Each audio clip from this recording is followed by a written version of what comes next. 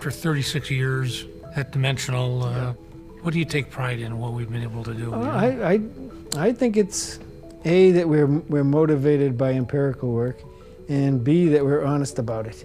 We realize that the empirical work does not provide certain answers. It provides answers that are subject to a lot of uncertainty. And we're not just honest about that, we emphasize it.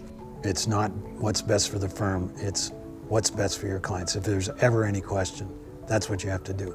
When we conduct research, obviously there's a lot of number crunching, there's looking at a lot of data, but in the end there's always a client, there's always a face behind those numbers. And we always have to remember that when we're looking at a result, right, it's not just about the idea or trying to get my idea incorporated into a portfolio. And the ideas that get put into the portfolios are the ones that we have a strong conviction are going to make the client's investment experience better. See, I think these ideas about investing eventually work their way into creating a culture at Dimensional that's very exciting. The idea that even if you're not an investment person, when you go home at night, somehow you get the idea that we do what we say we're going to do.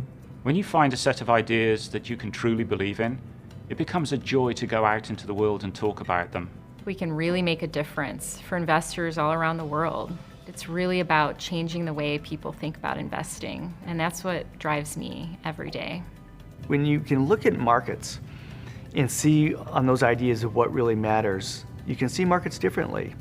And when you see markets differently, you can live your life differently, because the stress and the anxiety that comes with looking at the market day to day, that goes away.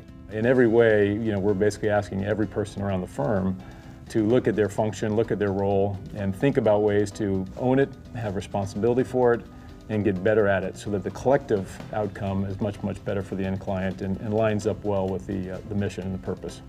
David Booth and Mac McQuown and Gene Fama and Ken French have all really contributed to in terms of the culture. These are guys that have been working at this for 30 and 40 and 50 years.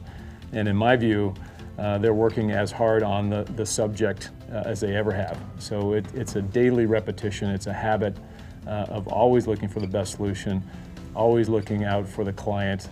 The recognition that you can do well by doing good is something that I've picked up from those four in particular, and it's something that I hope to continue to spread to the rest of the new hires, new employees that we have at the firm as we grow around the globe.